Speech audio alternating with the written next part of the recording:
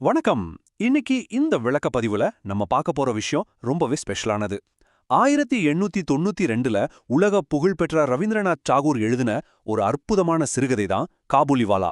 காலத்தால் அழியாத ஒரு அன்பின் கதைய அதோட உயிர் கொஞ்சம் கூட மாறாம இப்போ நம்ம பார்க்க போறோம். வாங்க கதைக்குள்ள போகலாம். கதைய ஆரம்பிக்கிறதுக்கு முன்னாடி நீங்க எப்பவாவது இத பத்தி யோசிச்சிருக்கீங்களா?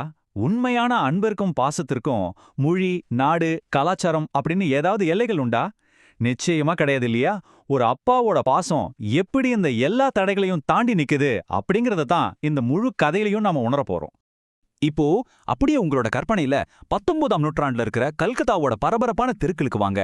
அந்த காலகட்டத்துல எந்த விதமான சம்பந்தமும் இல்லாத ரொம்ப வித்தியாசமான ரெண்டு பேருக்கு நடுவுல ஒரு ஆழமான நட்பு எப்படி உருவாகுதுங்கிறத நம்ம பார்க்க போறோம். கதையில முக்கியமா 4 பேர் தான்.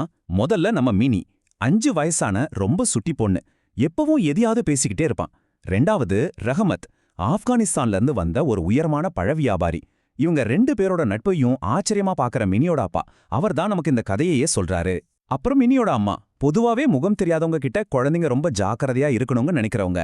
அந்த சின்னஞ்சிறு மினிக்கும் ஆஜானுபாகவான ரஹமத்துக்கும் உள்ள அந்த பெரிய வித்தியாசம்தான் கதையோட முதல் சுவாரஸ்யமே.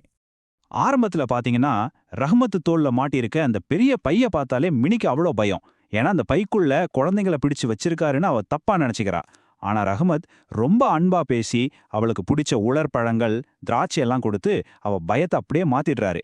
ஒரு கட்டத்துல அந்த இனிப்புகளோட சேர்ந்து அவங்க 2 பேருக்குள்ளேயும் ஒரு அழகான நட்பு மலருது. இதுல ஒரு கியூட்டான விஷயம் என்னன்னா, அவங்களுக்குள்ள எப்பவும் ஒரு சின்ன விளையாட்டு நடக்கும். ரஹமத் அடிக்கடி மினிக்கிட்ட, நீ எப்பவும் ஸ்வஷுர்பாரிக்கு போக போற அப்படின்னு கேட்பாரு. பெங்காலி மொழியில ஸ்வஷுர்பாரினா மாமனார் வீடு. கல்யாணம்னா என்னன்னே தெரியாத அந்த பிஞ்சு குழந்தை ரொம்ப அப்பாவித்தனமா அதுக்கு ஏதோ ஒன்னு பதில் சொல்லும். இது கேட்கவே அவ்வளோ அழகா, அவங்க உறவு எவ்வளோ தூய்மையானதுன்னு நமக்கு புரிய வைக்குது. இப்படி ரொம்ப சந்தோஷமா போயிட்டு இருந்த ஒரு அழகான உறவுக்கு நடுவுல ஒரு எதிர்பாராத புயல் வீச ஆரம்பிக்குது. திடீர்னு ஒரு நாள் ரஹமத் தான் ஒருத்தர்கிட்ட கொடுத்த கடனை திரும்ப கேட்க போறாரு. அங்க பேச்சுவார்த்தை முத்தி பெரிய சண்டை ஆயிடுது. அந்த கண்மூடித்தனமான கோவத்துல ரஹமத் அந்த ஆளை கத்தியால குத்திடுறாரு. அவ்வளவுதான், அடுத்த கணமே போலீஸ் வந்து அவரை கைது பண்ணிடுறாங்க. எந்த நேரமும் சிரிச்சுக்கிட்டு இருந்த ரஹமத்தோட வாழ்க்கை ஒரே நிமிஷத்துல தலைகீழா மாறிடுச்சு.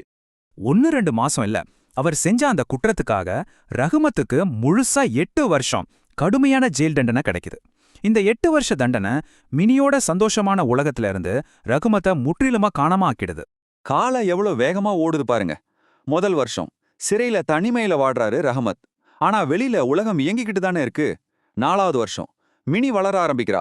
அவளோட குணங்கள் மாறுது. 8வது வருஷத்துல மினியோட உலகத்துல ரஹமத்தோட நினைவே முற்றிலுமா மங்கி போய் அவ தன்னோட பழைய நண்பனை கிட்டத்தட்ட மறந்தே போயிட்டா. இப்போ கதையோட மிக முக்கியமான அடுத்த கட்டம், மினியோவோட திருமண நாள் வருகை. 8 வருஷத்துக்கு அப்புறம் ஜெயிலிருந்து ரிலீஸ் ஆகி நேரா மினிய பார்க்க வராரு ரஹ்மத். ஆனா இப்போ அவர் எப்படி இருக்காரு தெரியுமா? முன்னாடி இருந்த அந்த உயரமான கம்பீரமான பெரிய பைய சுமந்துகிட்டு இருந்த ரஹ்மத் இப்போ இல்ல. உடம்பு ரொம்ப மெலிஞ்சு பலவீனமாகி அடையாளம் கூட தெரியாத அளவுக்கு வெறும் கையோட வந்து நிக்கிறாரு. ஜெயில் வாழ்க்கை ஒரு மனுஷனை உடல் அளவுலையும் மனசளவுலையும் எப்படி சிதைச்சிருக்குன்னு இது நமக்கு கண்முன்னாடி காட்டுது. இப்படி ஒரு நிலைமையில ரகுமத்தை வாசல்ல பார்த்ததும் மினியோட அப்பாவுக்கு ரொம்பவே சங்கடமா இருக்கு. கொஞ்சம் யோசிச்சு பாருங்க, தன் பொண்ணோட கல்யாண நாள்ல கூப்பிடாத ஒரு விருந்தாளியா, அதுவும் ஒரு முன்னாள் குற்றவாளி வந்து நின்னா எந்த அப்பாவுக்கும் ஒரு தயக்கம் இருக்கதானே செய்யும். அதனால அவரு ரகுமத்தை இப்ப இங்கிருந்து போயிடுங்கன்னு சொல்லிடுறாரு. இத கேட்டதும் ரஹ்மத்தோட மனசு சுக்குநூறா உடைஞ்சு போகுது. அப்போதான் இத்தனை வருஷமா அவர் தன்னோட மனசுக்குள்ள ஒளிச்சு வச்சிருந்த ஒரு பெரிய உண்மைய சொல்ல பாக்கெட்ல இருந்து ஒரு கசங்கன துண்டு காகிதத்தை நடுக்கத்தோட வெளியே எடுக்கிறாரு. அந்த ஒரு பேப்பர் தான் ஒட்டுமொத்த கதையோட அர்த்தத்தையே மாத்தப் போகுது. அந்த கசங்கின பேப்பருக்குள்ள அப்படி என்னதான் இருந்துச்சுன்னு கேக்குறீங்களா?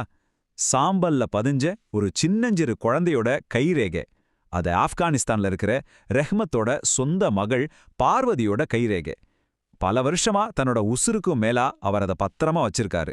தனக்கும் இதே வயசுல ஒரு பொண்ணு இருக்கிறதால தான் மினிய பார்த்த உடனே தான் பொண்ணை பார்த்த மாதிரி ரஹ்மத் அவ்வளோ பாசம் வச்சிருக்காருங்கிற அந்த தூய்மையான உண்மை அந்த இடத்துல தான் நமக்கு தெரிய வருது. இதத்தான் நாம உலகளாவிய தந்தைமைன்னு சொல்றோம். அந்த சின்ன கைரேகைய பார்த்த அந்த செகண்டு மினியோட அப்பாவோட மொத்த எண்ணமுமே மாறிடுது. அவர் கண்ணுக்கு இப்போ தெரியறது ஒரு குற்றவாளியோ பழ வியாபாரியோ கிடையாது. பலாயிரம் மைல்களுக்கு அந்த பக்கம் தம் மகளை பிரிஞ்சு வாழ்ற தன்ன மாதிரியே பாசம் துடிக்கிற இன்னொரு அப்பா. அந்த ஒரு நொடியில அவங்களுக்கு நடுவுல இருந்த மொழி, நாடு, சமூகம் அப்படின்னு எல்லா தடையும் சுக்குநூறா உடைஞ்சு போயிடுச்சு. ரஹ்மத்தோட அந்த வழிய முழுசா புரிஞ்சுகிட்ட மினியோட அப்பா உடனே ரொம்ப அற்புதமான ஒரு காரியத்தை பண்றாரு. தன்னோட சொந்த மகளோட கல்யாண செலவுகள்ல கொஞ்சம் குறைச்சிக்கிட்டு அந்த பணத்தை ரஹ்மத் கிட்ட கொடுத்து, நீங்க உடனே ஆப்கானிஸ்தான் போய் உங்க மகளை பாருங்கன்னு சொல்றாரு. தன்னோட முன்முடிவுகள் எல்லாம் தூக்கி போட்டுட்டு அவர் செஞ்ச இந்த கருணையான செயலால அந்த கல்யாணத்துக்கே ஒரு புது அர்த்தம் கிடைச்சதா அவர் மனசார உணர்றாரு. 1892ல வந்த இந்த காபூலிவாலா கதை ஏன் இன்னைக்கும் ஒரு தலைசிறந்த படைப்பா நம்ம மனசுல நிக்குது?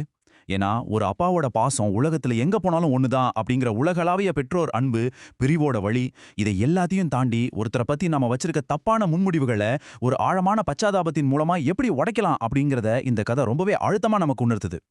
சரி, இந்த மனசை தொடுற கதையோட முடிவுக்கு நாம வந்துட்டோம். விடைபெறுவதற்கு முன்னாடி உங்களுக்கான ஒரு கேள்வி. ஒருவரின் வெளித்தோற்றத்தையோ அல்லது அவங்களோட கடந்த காலத்தையும் தாண்டி அவர்களின் உண்மையான அன்பான மனதை நீங்கள் கடைசியாக எப்போது பார்த்தீர்கள்? மினியின் அப்பாவை போல நாமும் சக மனுஷங்க மேல உண்மையான பச்சாலாபம் காட்ட ஆரம்பிச்சா இந்த உலகம் இன்னும் எவ்வளவு அழகா மாறும் இல்லையா? இத பத்தி கொஞ்சம் சிந்திச்சு பாருங்க. மீண்டும் இதே மாதிரி ஒரு சூப்பரான விளக்கப்பதிவுல உங்களை சந்திக்கிறேன்.